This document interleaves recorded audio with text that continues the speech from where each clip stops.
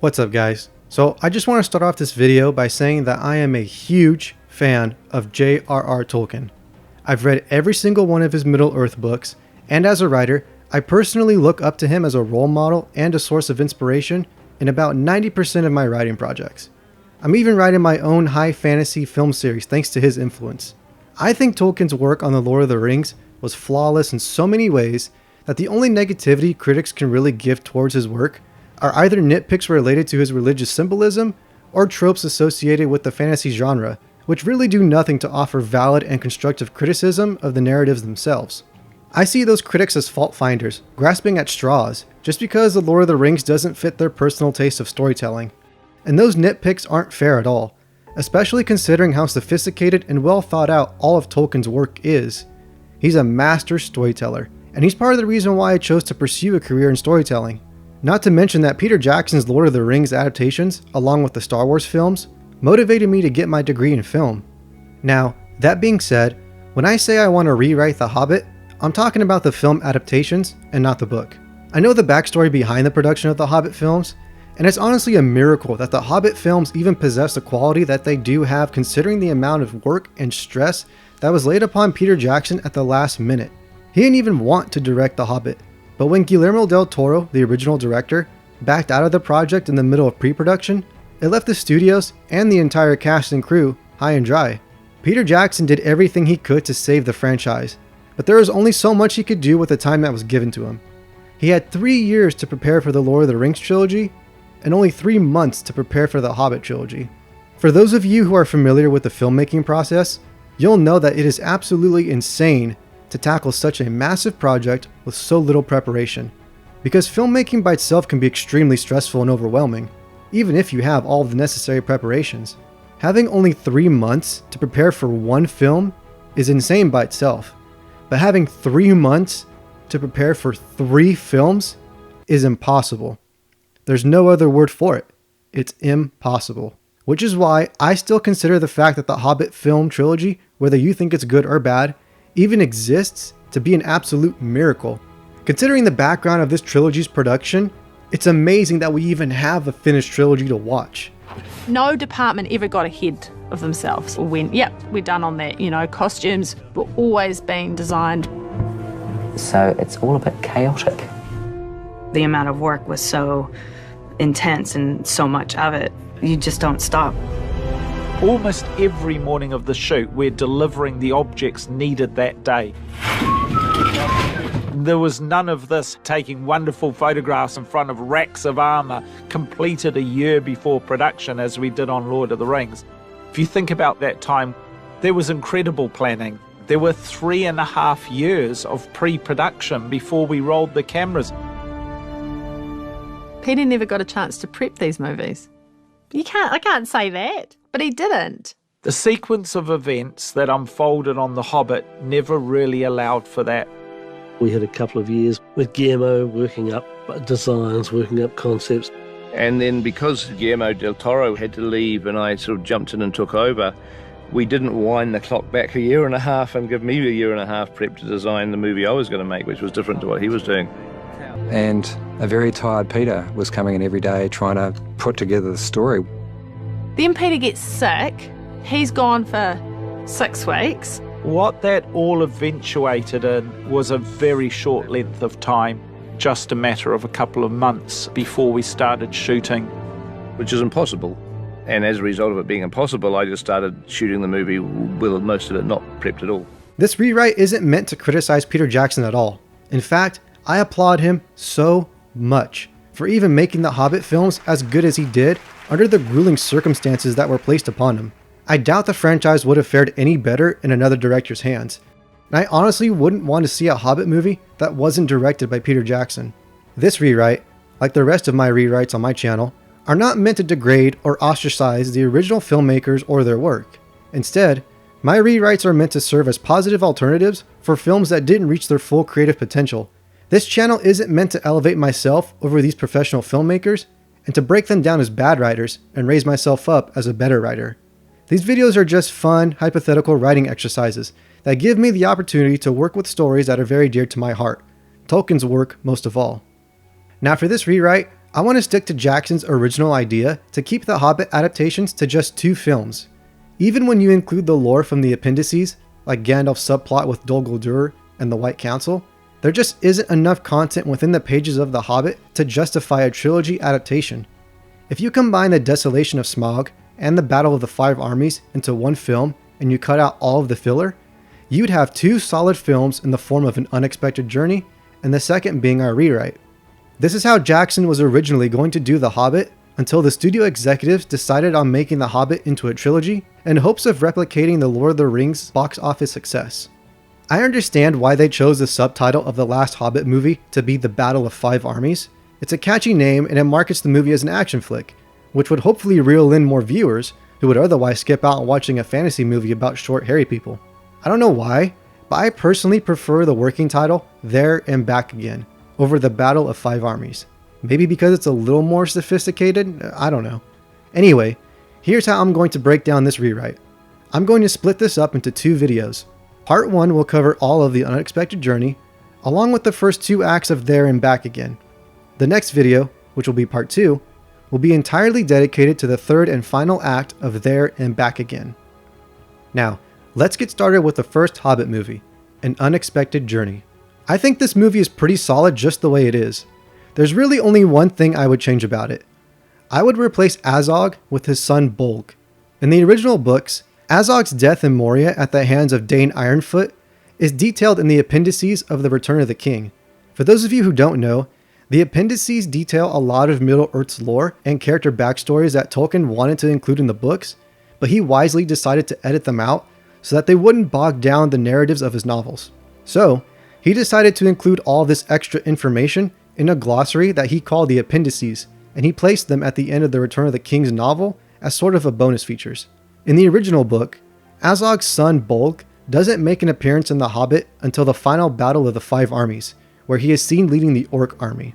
So if you're going to have an Orc character be a secondary antagonist to Smaug in the Hobbit film adaptations, it might as well be Bolg, since it makes more sense for Bolg to be on a path of vengeance against the Dwarves than it would be to have Azog survive Moria and pursue Thorin. Thorin and Bolg can share a rivalry because both of their fathers were taken from them by members of their respective families. Thorin's cousin Dane Ironfoot was responsible for the death of Azog, and Azog was responsible for the death of Thorin's grandfather, Thror. Now, the ancient rivalry between Orcs and Dwarves can be kept alive through Thorin and Bolg, who are both seeking to avenge their fallen relatives. Bolg will replace Azog and lead the pack of warg riders in An Unexpected Journey, and they'll be hunting down Thorin and company throughout their quest, culminating in the climax where Thorin and Bolg fight on the Misty Mountains, much like Thorin and Azog did in the original version. So, I have a quick nitpick regarding the character designs of the Hobbit films. Jackson and the heads of the wardrobe department worked so hard to accurately capture Tolkien's vision in real life, and that passion that they have for the source material really shows in all of the art style, makeup, and wardrobe design of the Lord of the Rings movies. Almost every character on screen matches the physical description of their counterparts from the pages of Tolkien's books. But that same attention to detail wasn't paid to the Hobbit's cast. Whether that was due to time restrictions or an artistic choice, we'll never know. But take a look at this description of Gandalf in the books. An old man was driving it all alone. He wore a tall, pointed blue hat, a long gray cloak, and a silver scarf. He had a long white beard and bushy eyebrows that stuck out beyond the brim of his hat. And that's pretty spot on to how they dressed up Sir Ian McKellen as Gandalf the Grey in the movies. Now let's compare that to Thorin Oakenshield's description in the books. He was tall for a dwarf, proud, he had a white beard, a sky blue hooded cloak with a silver tassel, yellow stockings, a golden chain necklace, and a belt of gold and jewels. I'm sorry, but that description doesn't match Richard Armitage's Thorin in the slightest.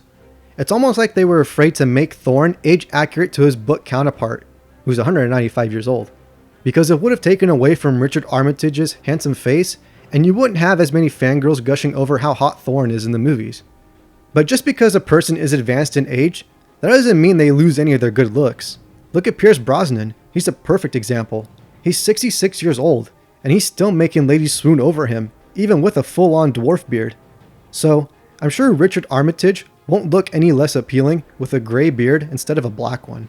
And speaking of beards, we need to give Killy a beard, because his original character design looks too much like a human from Gondor and not enough like an actual dwarf.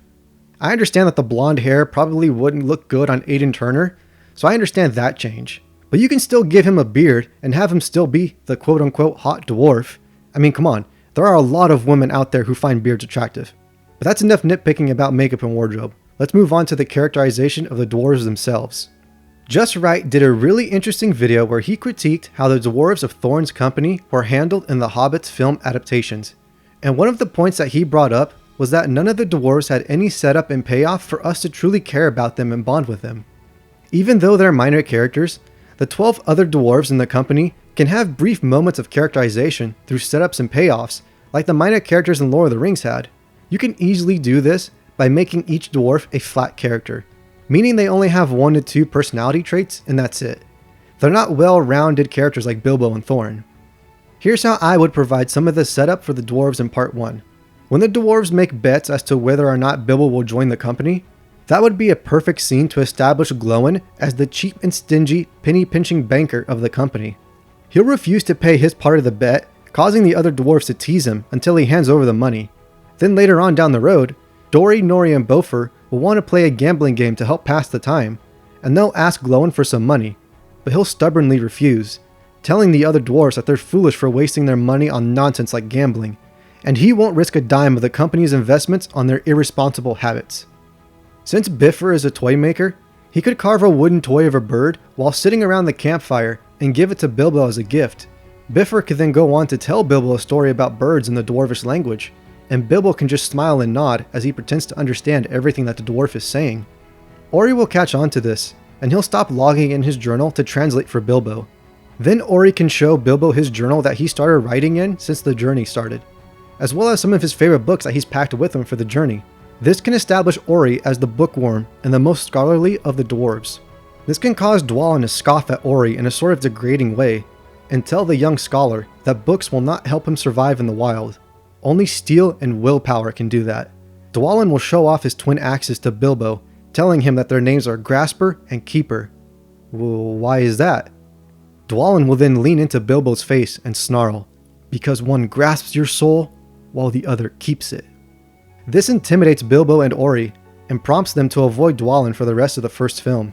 We can take this further by having Dwalin name the warhammer that he gets from Lake Town as Grinder, and then when he finds the beautifully crafted battle axe in the hordes of Erebor, he'll kiss it and name it Cleaver. When Thorne reprimands Fili and Killy for scaring Bilbo with stories of orcs, this is when it should be revealed that Fili and Killy are his nephews, and that he expects more maturity from future heirs to the throne of Erebor. Killy will be ashamed by Thorne chewing him out, but Fili will grumble under his breath that nothing they do was ever good enough for Thorne. Balin will comfort the two brothers and tell them to cut Thorne some slack, since it's his duty as a leader to be a king first and an uncle second. Fili and Killy will ask Balin how he was able to put up with Thorne's moodiness for so long, and this is where Balin can go into his story about the Battle of Moria. When the company enters Rivendell, some of the elves can recognize Nori as a thief who stole some valuables from them a long time ago, and the crafty little dwarf pretended to be a sick traveler just so he could rob the elves. This can cause some tension between the dwarves and elves when Elrond confronts Gandalf about this, and he wants Nori to be thrown into their dungeons. Thorne will intercede and ask Elrond how much all the items were worth that Nori stole. What does it matter to you? This dwarf is one of my subjects and a member of my company. Therefore, he is under my protection. Elrond will tell Thorne how much Nori's debt is, and Thorne will arrange for Nori to make up for the grievance by working in the Rivendell kitchens and scrubbing their floors for the remainder of their visit. Nori does this reluctantly, and when the company departs, he'll cheekily tell the elves that he has learned his lesson and has turned over a new leaf. And as he walks away, we can see that Nori has stolen a piece of elven jewelry and he is hiding it in his boot. Bilbo can also look for his missing pipe in a later scene and ask if Nori has seen it, which he'll innocently reply that he hasn't, only to double check and make sure that it's in his backpack and not Bilbo's.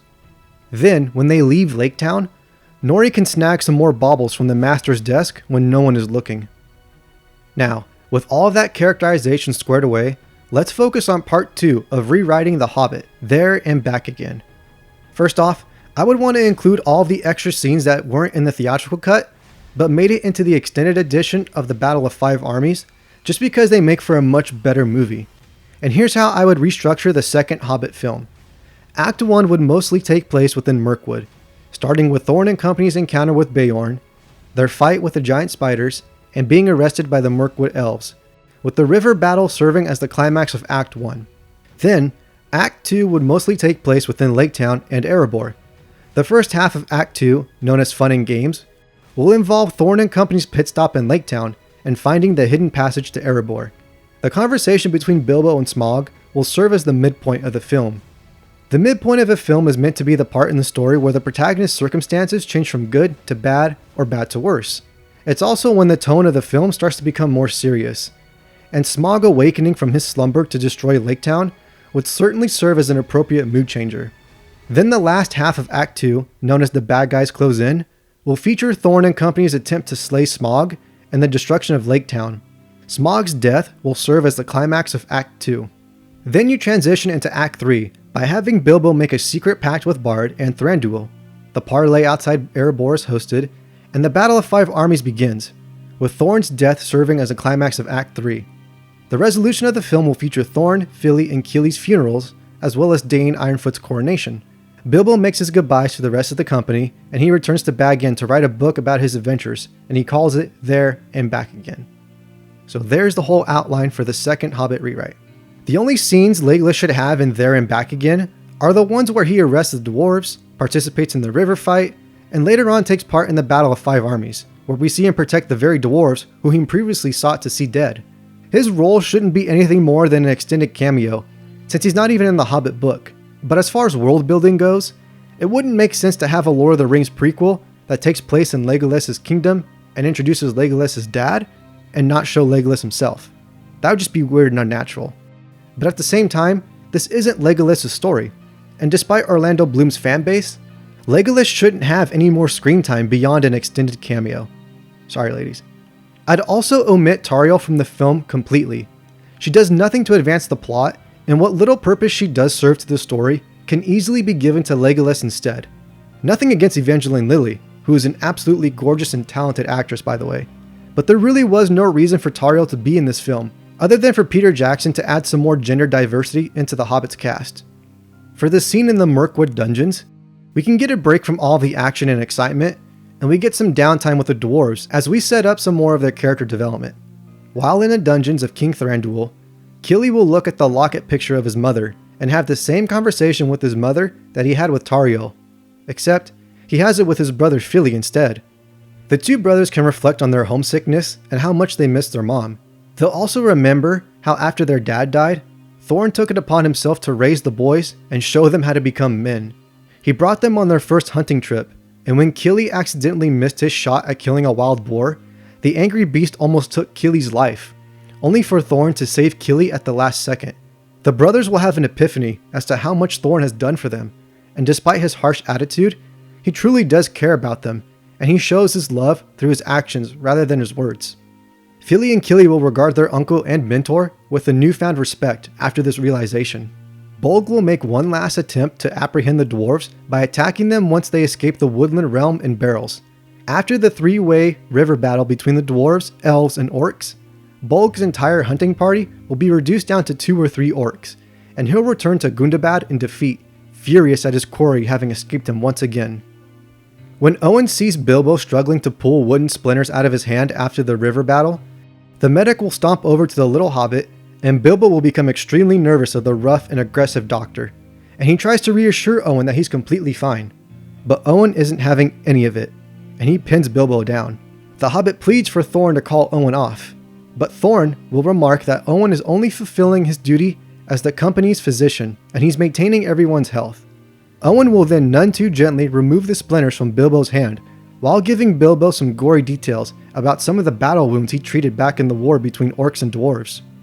Bilbo doesn't know if he wants to throw up from hearing Owen's talk about spilled intestines and cracked skulls, or if he wants to scream from the splinters being brutally tugged from his hand. The rest of the dwarves will mischievously giggle at Bilbo's predicament. We move on to Lake Town. Bard will serve Lake Town as the captain of the guard like he does in the book, and we wouldn't spend too much time with them like we do in the Desolation of Smaug. After escaping the elves, Thorn's company will try to sneak into the Lake Town armory to steal some weapons and armor in the middle of the night. They don't go into the town and announce their presence openly for fear of losing the element of surprise, but Keeley will cost the company their secrecy like he does in the original film when he drops all of the weapons and alerts the guards of their presence. Bard and his guards will then take the dwarves into custody. This is where Bard can show off his exceptional archery skills by disarming all of the dwarves and knocking their weapons out of their hands with nothing but his arrows. He'll quickly follow up by firing warning shots at their heads and feet. Also, I'm going to omit Alfred completely. Alfred, like Tauriel, was an original character created for the film adaptations, and he only served to be a warm-tongued replica and a sense of comedic relief for the franchise. But we already have comedic relief with the dwarves, and to be honest, their comedy resonates much more than Alfred's.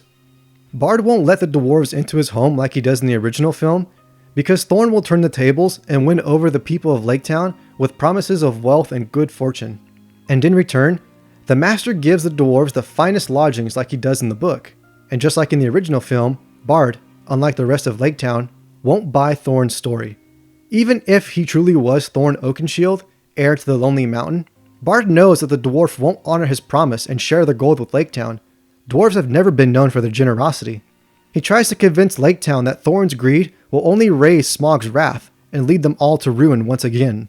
But the Master will discredit Bard by reminding the common folk that Bard's ancestor Girion failed to kill Smaug during the fall of Erebor, and that Bard is afraid someone else will come along and slay the dragon, further disgracing his family name. We can still have that excellent exchange between Bard and Thorn from the original film. You have no right. No right to enter that mountain. I have the only right. As a quick side note, I want to add this little nitpick. I think Smaug's character design in the films was stunning, but it was just missing one small detail that would have made it perfect. I would just change Smaug's scales from being the color brown to the color red like they are in the book. After the dwarves fail to kill Smaug, we'll cut back to Lake Town. Bard will be off duty and just returning home to kiss his son Bane goodnight, when his keen senses are suddenly attuned to the presence of danger. All is still and quiet. Too quiet. Suspicious, Bard takes his bow and goes out to the balcony of his house, where he suddenly feels a strong gust of wind push him forward, and he's nearly knocked over the railing. He looks up and sees Smaug fly above his house. Bard will wake up Bane and put him in a boat with the rest of Lake Town citizens, and they all start evacuating to the mainland. Bard will then go back inside his house, where he has a black arrow hanging on the wall above the fireplace as a family heirloom. He takes the giant bolt and slides it into his quiver, and he races back outside and calls all of the retreating soldiers back to him, inspiring them to stand their ground and fight with him, kind of like what Gandalf does to the soldiers of Gondor during the siege of Minas Tirith. While the Master is busy escaping with his own skin, Bard will lead the defense of Lake Town and try to keep the spirits of his men strong and steadfast. But after Smaug continues to roast whole squadrons alive, the surviving soldiers will lose heart, and they'll throw down their weapons and jump into the river to swim to the mainland. Bard is the only one left standing in the burning Lake Town. In the light of the flames, Bard's sharp eyesight will catch the hole in between Smaug's scaly armor, and he'll climb up to the windlance, only to have Smaug destroy it with his tail as he flies past it. This forces Bard to jump onto the roof of one of the few houses that aren't burning, and he'll have the same standoff against Smaug that he does in the original film, except he'll have no other choice but to use his regular longbow to fire the black arrow. And Bard will barely manage the strength to fire the spear-like black arrow. The weight of the arrow itself will cause the bow to snap once it's launched. When Smaug's corpse comes crashing down, he'll crush the Master of Lake Town beneath him like he does in the original film, but one of his wings will also take down the building that Bard is on top of, causing the rest of the survivors to assume that Bard is dead. This will mark Smaug's death as the climax of the second act. The rest of Bard's role in the original Battle of the Five Armies film will play out the same way, since it's pretty much loyal to the book, except Bard's only child in this rewrite is going to be Bane, and he'll be kept in the shelter along with the other women and children during the final battle. And that concludes part 1 of my rewrite for the Hobbit Adaptations. If you like what you've seen so far, go ahead and show your support by liking this video. If you want to know when part 2 comes out, go ahead and subscribe so that you can be the first to know when it's released. Don't forget to leave a comment down below, and remember, not all of those who wander are lost.